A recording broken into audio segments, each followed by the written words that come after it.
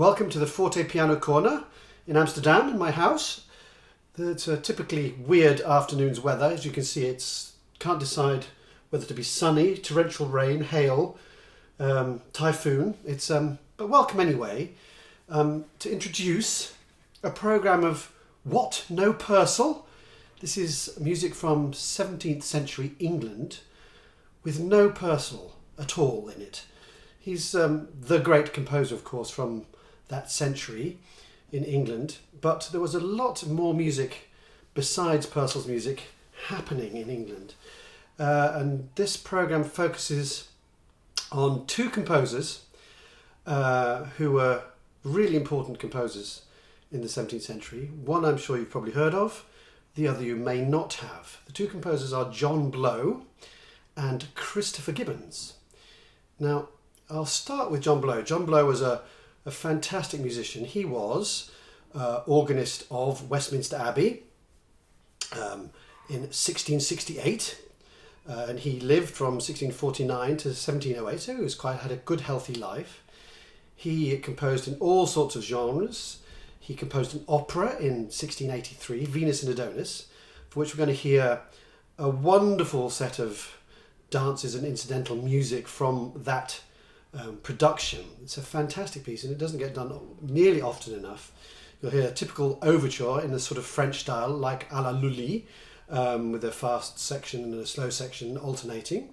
Then you'll have some cupids, dances, some huntsmen, some act tunes, which are the tunes, the dances or bits of music that came at the end of each act. There are three acts in this opera. And the last movement you'll hear is a fantastic ground bass, which of course Henry Purcell was very, very good at writing. And John Blow was also a fantastic writer of ground basses. So that's the incidental music from Venus and Adonis, which you'll hear in this programme.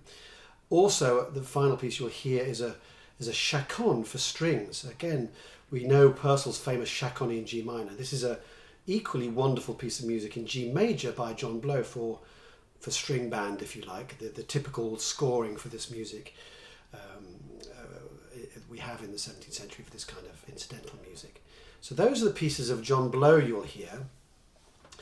I mentioned organists at Westminster Abbey. There weren't so many in the 17th century. That tends to be the pattern of cathedral organists. I remember I was a chorister at York Minster, and I think in the 20th century there were like 4 or maybe just 5 slipped in organists that century. They tend to hang on to their tenure for a very long time.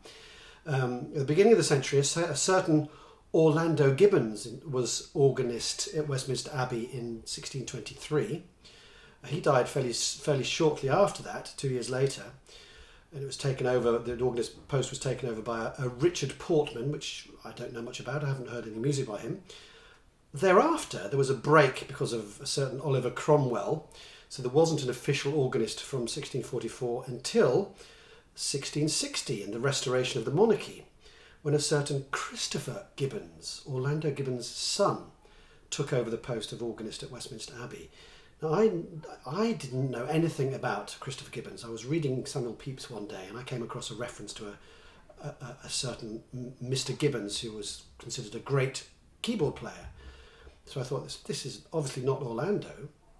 So I did lots of digging, and then I found some incredible music by Christopher Gibbons, and he's been sort of forgotten because he was operating during the Commonwealth and Cromwell's regime, when music and theatre were sort of outlawed. But it is incredible music, and I dug around libraries and transcribed all sorts of music by him, none of which is in print as far as I know. It may be now, but it wasn't when I was digging around 15 years ago. And I dug out some choir music, but the main discovery was his chamber music. Earlier in the century, we have wonderful fantasy suites for violins and viols by William Laws. Christopher Gibbons continued this tradition, and there are phenomenal pieces, fantasy suites by Christopher Gibbons for 2 violins, gamba and organ. And I transcribed a lot of these, and you're going to hear an F major fantasy suite by Christopher Gibbons. It starts with an incredible, beautiful pavane, and then there's an allemande, courante and a sarabande. which finishes with a strange little tag at the end. Wonderful, wonderful music, and I'm so happy to present that to you. The other piece is, again, it survives in a manuscript. It's a fantasy in 4 voices, and it works very well again for the string band, 2 violins, viola, and cello.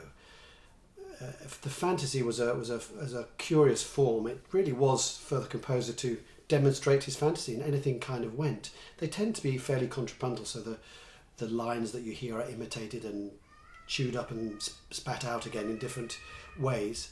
So that is what you're about to hear, a complete program of 17th century English music without any Henry Purcell. But please enjoy John Blow and Christopher Gibbons' fabulous music for your delectation and entertainment.